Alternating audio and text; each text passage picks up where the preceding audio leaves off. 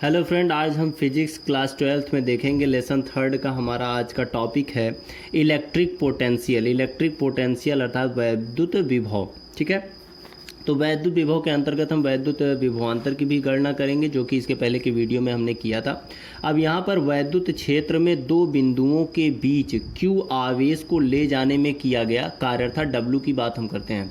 तो W जो कार्य है हमारा, उसकी अगर हमें गणना करनी है तो इसके पहले की वीडियो को आप जाके देख लीजिएगा जहां बाबा IIT चैनल पर, अगर आपको जो है ये इसके पहले का वीडियो नहीं देखा है तो। ठीक है, तो वहां पर देखेंगे तो मैंने आपको बताया था कि V इज इक्वल टू होता है W/Q0। ठीक है, अब यहाँ पर VAB अगर दो बिंदु विभवांतर की बात करते हैं तो दो बिंदु होने चाहिए, और इसलिए एक बिंदु A मान लेते हैं, दूसरा बिंदु B मान लेते हैं, कुछ इस तरीके से। ठीक है, यहाँ एक A हो जाता है, यहाँ B हो जाता है, यहाँ +Q चार्ज होता है, कोई परीक्षण आवेश यहाँ पर Q0 होता है। ठीक है, इस तरीके से हम वहाँ पर गणना करते हैं। तो उस तरीके से अगर हम देखते हैं तो वैद्युत विभवांतर का जो सूत्र होता है वो हो जाता है ये आपका V is equal to W/Q0। तो यहाँ W को अगर रहने देते हैं तो Q0 यहाँ पर मल्टीप्लाई में हो जाएगा और इज इक्वल टू हो जाएगा कार्य इज इक्वल टू आवेश गुणे विभवांतर। और आवेश गुणे विभवांतर अगर हो जाएगा तो W is equal to Q multiply, यहाँ पर विभवांतर को हम डेल्टा V लिख देंगे। तो यहाँ से निकल के आ गया W is equal to Q multiply delta V। अब एक और बात हम लोग जानते हैं कि हम लोग इसके पहले की कक्षाओं में पढ़ चुके हैं कि जो कार्य होता है, यहाँ पर अगर लगा दें कार्य ऊर्जा प्रमेय, एक हम लोगों ने पढ़ा है कार्य ऊर्जा प्रमेय। कार्य ऊर्जा प्रमेय से अगर हम देखते हैं तो जो कार्य होता है वो जो है गतिज ऊर्जा के क्या होता है, कृत कार्य जो होता है वो गतिज ऊर्जा के बराबर होता है। तो इस तरीके से अगर हम देखेंगे कि कार्य गतिज ऊर्जा के बराबर होता है तो यहाँ पर अगर गतिज ऊर्जा है तो कोई m कण का पार्टिकल होना चाहिए और उसका कुछ वेलोसिटी होनी चाहिए, वेग होना चाहिए, तभी तो वो गति करेगा और कार्य होगा वहाँ पर। तो इस तरीके से हम देखते हैं तो गतिज ऊर्जा जो होगी वह इसके कार्य के बराबर होगी। तो ये मुक्त स्वतंत्र अवस्था के लिए यहाँ पर ध्यान देंगे कि यहाँ स्वतंत्र गति के लिए ये कंडीशन हमने ली है, स्वतंत्र गति अर्थात गतिज ऊर्जा आएगी। तो हम देखेंगे यम कण द्वारा प्राप्त वेग v हो तो जो काइनेटिक एनर्जी होती है उसका जो फार्मूला होता है आप लोग जानते हैं कि ½mv² होता है। m पार्टिकल हो गया और v वेलोसिटी हो गई। तो इस तरीके से ½mv² is the kinetic energy is equal to, यही W के बराबर है और W का यहाँ पर वैल्यू कितना आई है Q मल्टीप्लाई डेल्टा V है। तो यहाँ से ½ mv² is equal to Q multiply delta V हो जाएगा। यहाँ से दो V आपको दिख रहे हैं, ये जो V है ये वोल्ट है और यहाँ पे ये जो स्मॉल v है ये आपका जो है वेलोसिटी वेग है। तो यहाँ से वेग का अगर हमें फॉर्म निकालना है, क्योंकि ये स्क्वायर बेस पर है तो यहाँ 2 का इधर मल्टीप्लाई हो जाएगा तो 2Q डेल्टा V हो जाएगा अपान m हो जाएगा, टोटल रोड में हो जाएगा। तो यहाँ से ये इंपॉर्टेंट जो फार्मूला आया इसका यूज़ तो हम न्यूमेरिकल में कर लेंगे। ठीक है, न्यूमेरिकल में कर लेंगे, लेकिन यहाँ पर एक बहुत इंपॉर्टेंट पॉइंट डायरेक्ट आपके एग्जाम में पूछा जाता है और वो ये है कि जो वेग होता है वह विभवांतर से किस प्रकार संबंधित होता है। तो जो वेग यहाँ पर देखिए स्मॉल v वेलोसिटी है ये प्रोपोर्शनल होता है अंडर रूट जो है विभवांतर के, रूट विभवांतर के। ये इंपॉर्टेंट पॉइंट है, आप इसको ध्यान रखिएगा, कभी भी एग्जाम में पूछता है तो रूट में जो है वोल्टेज के वेग होता है, ये आप ध्यान देंगे। अब अगला टॉपिक हम यहाँ पर इसी से आगे बढ़ाते हैं और देखते हैं इलेक्ट्रॉन वोल्ट की बात करते हैं।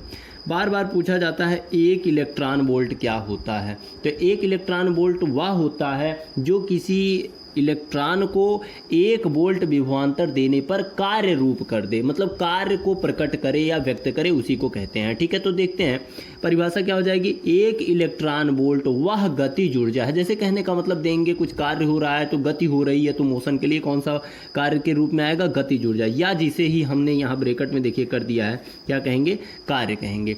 कार्य जो कोई इलेक्ट्रॉन 1 वोल्ट विभवांतर द्वारा त्वरित होने पर अर्जित करता है, अर्थात गति के कारण वही उसका फोर्स के रूप में अप्लाई होगा तो त्वरित करेगा और जो वो अर्जित करेगा वही होगा 1 इलेक्ट्रॉन वोल्ट।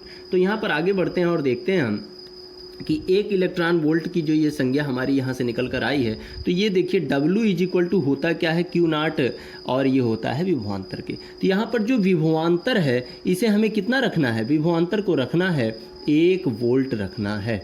यहाँ कितना रखना है, 1 वोल्ट रखना है। तो अगर यहाँ पर हम 1 वोल्ट रखते हैं विभवांतर तो हो क्या जाएगा, Q आएगा। और Q की हमने गणना क्या की है, इलेक्ट्रॉन से की है। तो इलेक्ट्रॉन का जो मान होता है वो कितना होता है, तो वो होता है 1.6 मल्टीप्लाई 10⁻⁻19 जूल होता है। तो एक इलेक्ट्रॉन की जो एग्जैक्ट वैल्यू निकल कर आ गई वो हो गई 1.6 मल्टीप्लाई 10⁻19 जूल। ठीक है, आगे बढ़ते हैं और इम्पॉर्टेंट नोट की तरफ। यहाँ इन सारे मुद्दों को हमने जब देखा तो उससे कुछ निष्कर्ष निकल कर आया है, और वो क्या निकल कर आया है आपसे अगर पूछा जाए तो कमेंट में आप बताइएगा कि वैद्युत जो विभवांतर होता है और जो इलेक्ट्रॉन होता है, इन दोनों के जो दिशा होती है वो भिन्न भिन्न होती है, और वो किस तरीके से होती है उसकी आज हम यहाँ पर क्लियर करके आपको समझा देंगे। ठीक है, देखिए वैद्युत धारा सदैव ऊंचे विभव से नीचे विभव वाले चालक की ओर बहती है। ये बात बहुत ही इंपॉर्टेंट है। क्या है, वैद्युत धारा सदैव उच्च विभव से निम्न विभव की तरफ, कहने का मतलब top to bottom, top to bottom ये चलती है आपकी धारा। ठीक है, वैद्युत धारा, वैद्युत धारा ये टॉप टू बॉटम चलती है। इसी तरीके से यहाँ पर दूसरा पॉइंट आपका हो गया कि इलेक्ट्रॉन कैसे चलता है। धारा मीन्स आई की गणना हमने की तो ये इस तरीके से चलता है, और यहाँ पर अब हम इलेक्ट्रॉन की बात करेंगे तो इलेक्ट्रॉन किस तरीके से चलता है। तो इलेक्ट्रॉन देखिए क्या होता है, ये कैसे चला था, टॉप टू बॉटम अर्थात उच्च विभव से निम्न विभव की तरफ, जबकि इलेक्ट्रॉन इसका विपरीत होता है, अर्थात यह सदैव निम्न विभव या नीचे विभव से ऊंचे विभव की तरफ चलता है। बात क्लियर हो गई, और ये हमेशा ध्यान रखिएगा, अर्थात इसके जस्ट अपोजिट क्या चलेंगे, इलेक्ट्रॉन, अर्थात यहां से निकल कर आ गया निष्कर्ष आपका ये बना कि जो आपकी धारा है, जो धारा है, धारा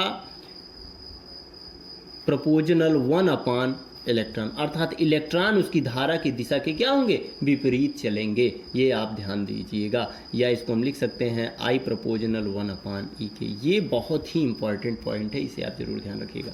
चलिए आगे बढ़ते हैं और देखते हैं अगला पॉइंट क्या है। तीसरा है वैद्युत क्षेत्र के अनुदिश वैद्युत विभव घटता है।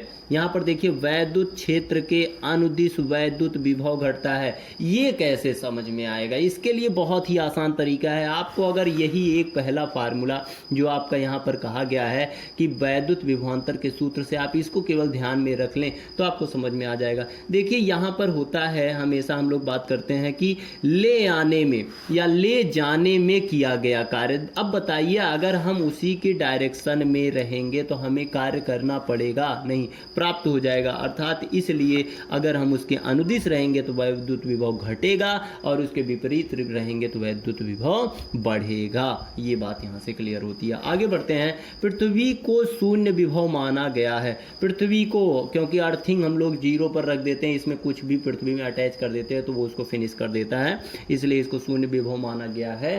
ठीक है, सारे आवेश को ये निरावेशित कर देता है, शून्य विभव की कंडीशन में लगा देता है। अब आगे बढ़ते हैं और देखते हैं यहाँ पर अगला है पॉइंट है रेखीय समाकलन के रूप में वैद्युत विभव की बात करते हैं।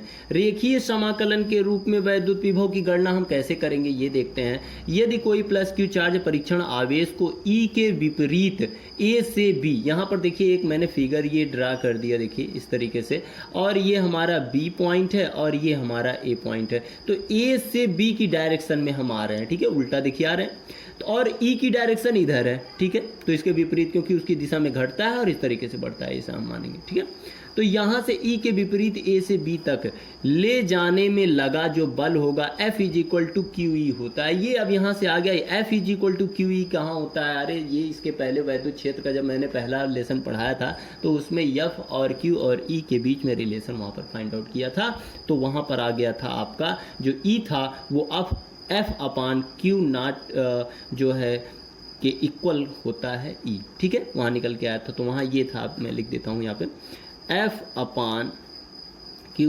= ही था E के। ठीक है, वैद्युत क्षेत्र है जो उस पर लगने वाला बल है एकांक आवेश के द्वारा लगने वाले बल के बराबर होता है। ठीक है, तो ये वहाँ से निकल, यहाँ पर ये माइनस है क्योंकि यहाँ विपरीत दिशा में लिया जा रहा है, इसलिए इसको माइनस में लिया गया है। ठीक है, अल्प विस्थापन dr के लिए कृत कार्य, यहाँ W की अगर हम गणना करेंगे तो W = क्या होता है, F × विस्थापन, विस्थापन अर्थात dr। अल्प विस्थापन डी आर की बात हम यहाँ कर रहे हैं, तो डी आर के लिए यहाँ फोर्स हो गया और विस्थापन डी आर हो गया, यही डब्ल्यू होता है, डी डब्ल्यू माइन्यूट। ठीक है, अब डी डब्ल्यू अगर माइन्यूट है तो total work done of A to B is W A B is equal to minus Q naught integral of A to B vector E dot D R. ठीक है, ये आपका कन्वर्ट हो गया।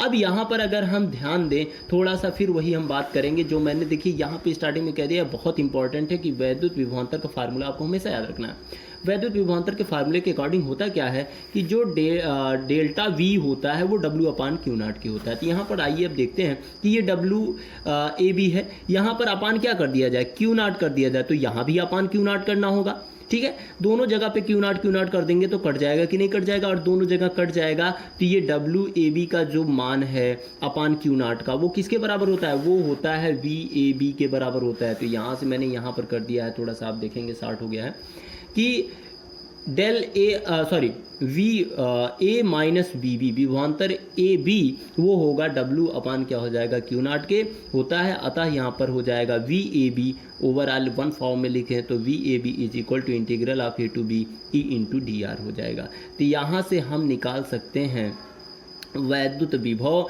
या वैद्युत विभवांतर का मान निकाल सकते हैं आसानी से। ठीक है, तो अगला वीडियो आपको जो है जल्दी प्रोवाइड करेंगे और इसका नोट आप बना लेंगे, इस पे जो भी न्यूमेरिकल्स बनते हैं उसको सॉल्व कर लेंगे। यहाँ पर जितने मैंने नोट्स में ये पॉइंट रखे हैं इसको आप एक बार कंठस्थ कर लीजिएगा। आज आप जो भी पढ़ रहे हैं ये आने वाले एग्जाम्स में, आपके एंट्रेंस एग्जाम जितने भी होंगे उसमें भी ये चीज़ें बहुत ज़्यादा पूछी जाती हैं, चाहे आप बीटेक में जाना चाहते हैं, चाहे आप जो है आईआईटी के क्षेत्र में जाना चाहते हैं, जहाँ भी जाएंगे सब वहाँ ये बहुत ही इंपॉर्टेंट पॉइंट होगा। ठीक है, थैंक यू वेरी मच।